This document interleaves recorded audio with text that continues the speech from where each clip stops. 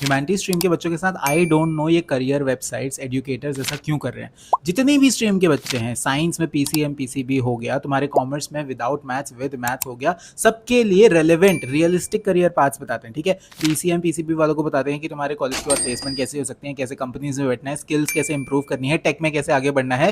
Commerce वालों को बताते हैं कि तुम लोगों को कैसे अपनी स्किल्स इंप्रूव करने हैं, तुम कैसे कॉलेज के साथ रह के सीए सीएफए एसीसीए की प्रिपरेशन कर सकते हो। बट ह्यूमैनिटीज वालों को जब मैंने सर्च किया ना यूट्यूब पे भी इंस्टाग्राम पे भी कि करियर पाथ्स आफ्टर ह्यूमैनिटीज, ऐसे अतरंगी अतरंगी सी चीजें आ रही है, भरोसा सा उठ रहा है मेरे एजुकेटर्स पर। ठीक है, सबसे पहली चीज तुमको दिखा देंगे पॉलिसी मेकिंग। पॉलिसी मेकिंग तुम लोग 3-4 साल लगा के बीए बीबीए या कोई भी अंडर ग्रेजुएट डिग्री करके आओगे, सीधा तुमको लग रहा है तुम पॉलिसी मेकिंग करने लग जाओगे। ऐसा नहीं होता है। ठीक है, जर्नलिज्म वालों को बोल रहे हैं न्यूज चैनल एंकर। एंकर लोगों को 10 साल से ज्यादा लग जाते हैं ऐसी पोजीशन पे पहुंचने के लिए जिसमें वो प्रेजेंटेबल बन सके, एंकर बन सके। ठीक है, तुम लोग डायरेक्टली अंडर ग्रेजुएट डिग्री करके इतनी बड़ी पोजीशंस पर नहीं पहुंचते हो, रियलिस्टिक नहीं है ये। एंड सबका फेवरेट यूपीएससी।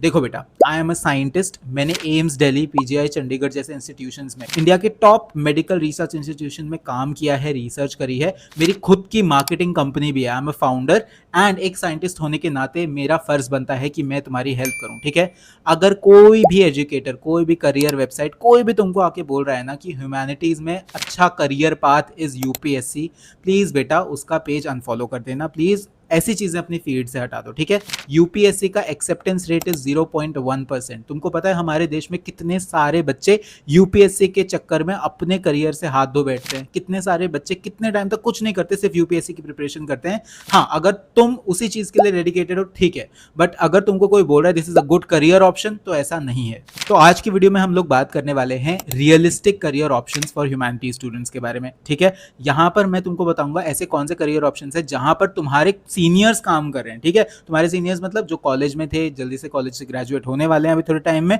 वो लोग कहाँ जॉब करेंगे, कहाँ जॉब कर रहे हैं। ठीक है, तो ये सारी चीजें हम आज की वीडियो में डिस्कस करने वाले हैं। सिमिलरली मैं तुमको ये भी बताऊंगा, बीइंग अ कंपनी फाउंडर, मेरी कंपनी में भी बहुत सारे ह्यूमैनिटीज ग्रेजुएट्स, बहुत सारे ह्यूमैनिटीज के बच्चे इंटर्नशिप कर रहे हैं, जॉब कर रहे हैं। वो कौन सी पोजीशंस पर हैं, वो कौन से रोल्स में। ठीक है, तो स्टार्ट कर लेते हैं ये वीडियो। इससे पहले जाओ नीचे जाओ कमेंट सेक्शन में, मुझे बताओ कि तुम कौन सा कोर्स करने की सोच रहे हो। अगर तुम्हारी प्रिपरेशन अच्छी चल रही है तो वेरी गुड, अगर तुम्हारी प्रिपरेशन अच्छी नहीं चल रही है तो नीचे जाओ, तो तुमको पिन कमेंट में मिल जाएंगे पीवाईक्यूज। ठीक है, एटलीस्ट पीवाईक्यूज लगा के चले जाओगे ना, तुम्हारा बहुत अच्छा स्कोर बन जाएगा, टेंशन मत लो। Number 1, marketing and content assistant. अभी के लिए असिस्टेंट हो, 2-3 साल बाद तो मैनेजर बन जाओगे। ठीक है, अब तुम भी देख रहे होगे इंस्टा पे हर 2 स्टोरीज के बाद एक ऐड आ जाता है, हर 3 रील स्क्रॉल करने के बाद एक ब्रांडेड कोलैब आ जाता है। तुम लोगों को यही मैनेज करना है, तुम लोगों को इसी में असिस्ट करना है, बस सिंपल सी जॉब है। And BBA grades, BCom grade, जितने भी लैंग्वेज वाले ग्रेड्स हैं वो सारे इसमें आ सकते हैं। In fact political science, psychology, economics वाले ग्रेजुएट्स भी इस चीज में काम करते हैं। मेरी मार्केटिंग की कंपनी है, मुझे पता है। Number 2, content and graphic design and editing. ठीक है, ये एक बहुत बहुत इमर्जिंग फील्ड है, बहुत इंपॉर्टेंट फील्ड है। देखो, तुम लोग ये भी देख रहे होगे कि अलग अलग तरीके का कंटेंट है। अब जो कंटेंट इंस्टा पे चल रहा है जरूरी नहीं है यूट्यूब पे चले, जो यूट्यूब पे चल रहा है जरूरी नहीं है लिंक्डइन पे चले, एंड ट्विटर का तो अलग ही सीन है। ठीक है, तो अलग अलग फील्ड्स के लिए, अलग अलग डेमोग्राफिक्स के लिए, डेमोग्राफिक्स से मेरा मतलब है कि बच्चे भी कंटेंट कंज्यूम करते हैं, कॉलेज स्टूडेंट्स भी कंटेंट कंज्यूम करते हैं, मिलेनियल्स भी, बूमर्स भी, सब लोग कंटेंट कंज्यूम करते हैं आज के टाइम पे, राइट। तो उनके लिए कंटेंट को डिजाइन करना, उन लोगों के लिए कंटेंट को एडिट करना, ये सारा काम है तुम्हारा। ठीक है, इसमें जितने भी तुम्हारे बीसीए ग्रेड्स हैं, तुम्हारे बीबीए ग्रेड्स हैं, बीएससी कंप्यूटर साइंस वाले बच्चे हैं, या फिर कोई भी अगर तुमको ऐसी टेक्निकल स्किल्स आ गई ना, तो ह्यूमैनिटीज ग्रेड्स के लिए बहुत अच्छा एरिया है। Third is campaign and portfolio execution. बेटा ये बहुत बहुत इंटरेस्टिंग काम है। ठीक है, अब इसमें क्या होता है, तुम लोग को पता होगा हर ब्रांड साल के 4 से 5 मेजर कैंपेन्स लॉन्च करता है। ठीक है, तुम लोग को इसको मैनेज करना है ताकि इनका पोर्टफोलियो अच्छा बन सके एंड आगे ब्रांड्स या क्रिएटर या इंडिविजुअल्स की ग्रोथ अच्छी हो जाए। ठीक है, अब इसमें कौन कौन काम कर सकते हैं, इसमें इकोनॉमिक्स मेजर्स, इसमें तुम्हारे अकाउंटेंसी वाले बच्चे, जितने भी तुम्हारे बीबीए वाले बच्चे हैं, या फिर जर्नलिज्म वाले बच्चे तो बहुत अच्छा करते हैं ऐसे फील्ड्स में। ठीक है, इनके लिए तुम परफेक्ट हो। Number 4, financial projections. देखो, जितने भी स्मॉल एंड मीडियम एंटरप्राइजेस हैं, छोटे छोटे बिजनेसेस हैं, उन लोग को सीए के साथ साथ ऐसे लोग भी चाहिए होते हैं जिनको फाइनेंशियल प्रोजेक्शंस आते हों, जिनको मार्केटिंग के बारे में थोड़ी सी नॉलेज हो, मार्केट डायनामिक्स के बारे में पता हो, स्टॉक मार्केट्स के बारे में पता हो, जिनको पता हो कि आगे कौन सी फील्ड में कितना पैसा लगाना इंटरेस्टिंग हो सकता है।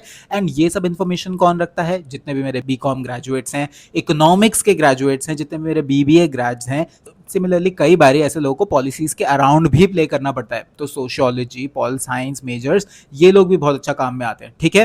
तो इनकी नौकरी भी इसी फील्ड में लगती है। Number 5, micro marketing and digital marketing. देखो, मार्केटिंग सुनते ही तुम्हारे मन में आ गए होंगे बड़े बड़े सेलिब्रिटीज के एडवर्टीजमेंट, बड़े बड़े बिल बोर्ड, इतना पैसा खर्च हो जाता है। देखो, आजकल हम जी रहे हैं माइक्रो मार्केटिंग के जमाने में, ठीक है। माइक्रो मार्केटिंग से मेरा मतलब है कि तुम्हारे जितने भी लोकल बिजनेसेस हैं, तुम्हारे आसपास कैफेज दिख रहे होंगे, तुम्हारे आसपास सुपरमार्केट्स हैं, उनको भी अपनी मार्केटिंग करानी पड़ती है, ठीक है। और इसमें कौन हेल्प करता है? Micro marketers and digital marketers, ठीक है। और डिजिटल का तो जमाना चल रहा है यार, तुम्हारे रील, सोशल मीडिया से ही सारे बिजनेसेस चल रहे हैं, ठीक है। इनफैक्ट हमारे प्राइम मिनिस्टर खुद सोशल मीडिया यूज कर रहे हैं।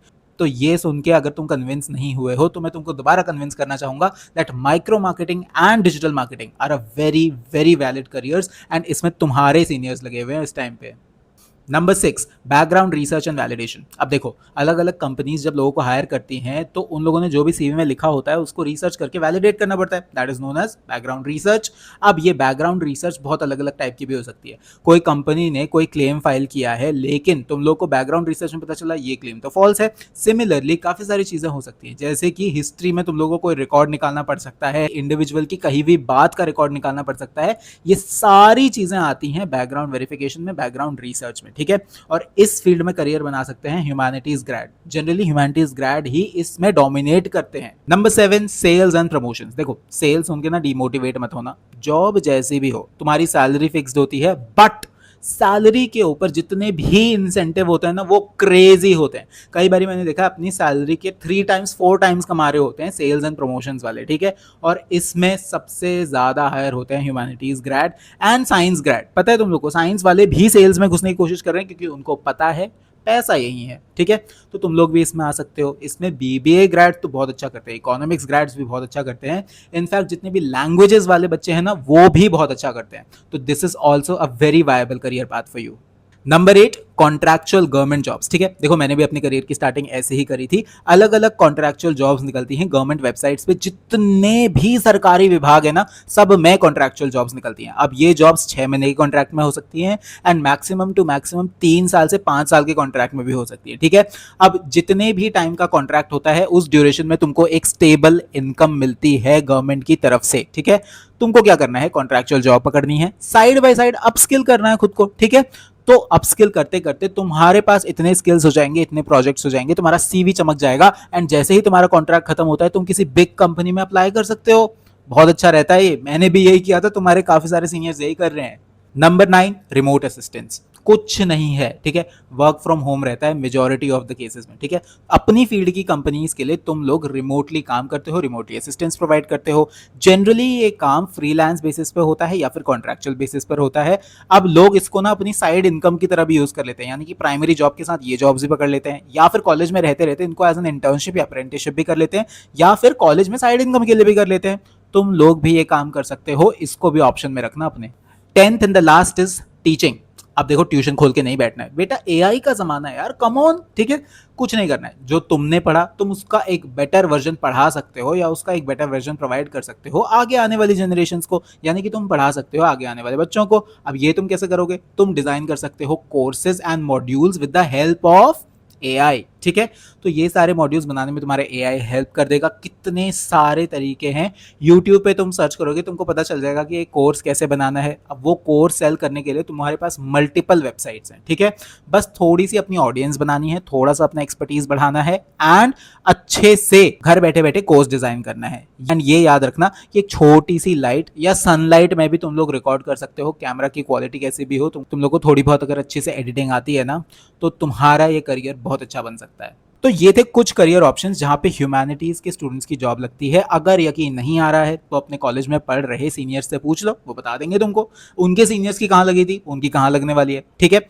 काफी सारे ह्यूमैनिटीज स्टूडेंट्स जो अभी पास हुए हैं 12th में, वो लोग सीयूईटी देने वाले हैं, एंड तुम्हारी सीयूईटी की प्रिपरेशन अच्छी होनी चाहिए, तभी तुमको एक टॉप का कॉलेज मिलने वाला है, ठीक है। अगर तुमको चाहिए स्टडी मटेरियल या फिर पीवाईक्यूज, नीचे जाओ कमेंट सेक्शन मैंने पिन कर दिया है, पीवाईक्यूज उठा लो वहां से, ठीक है। स्पेशली इंग्लिश एंड जीएटी के तो उठा ही लो, इससे ना तुम्हारा स्कोर बढ़ जाता है, एंड स्कोर बढ़ने से क्या होगा, तुम लोगों को कॉलेज मिल जाएगा।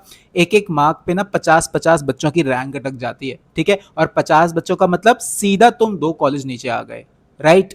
तो ये ध्यान रखना है। ओके, आगे आने वाली वीडियोस में हम लोग रैंक करेंगे अलग अलग कॉलेजेस को, अलग अलग कोर्सेज को, कैसे तुम्हारा उनमें फ्यूचर बन सकता है, कौन से कोर्स को तुम्हें पहले रखना है अपनी प्रायोरिटी में, कौन से कोर्स को बाद में रखना है अपनी प्रायोरिटी में, ये सब कुछ डिस्कस करेंगे ह्यूमैनिटीज के बच्चों के लिए भी। ओके, तो फटाफट से जाओ, जो मैंने कमेंट करने को बोला था वो कमेंट करो, इस वीडियो को लाइक करो, इस वीडियो को हाइप करो, चैनल को सब्सक्राइब कर लो, बिकॉज आगे आने वाले टाइम में हम ही तुमको कॉलेज में इंटर्नशिप दिलवाएंगे, हम ही तुम्हारी जॉब्स भी लगवाएंगे।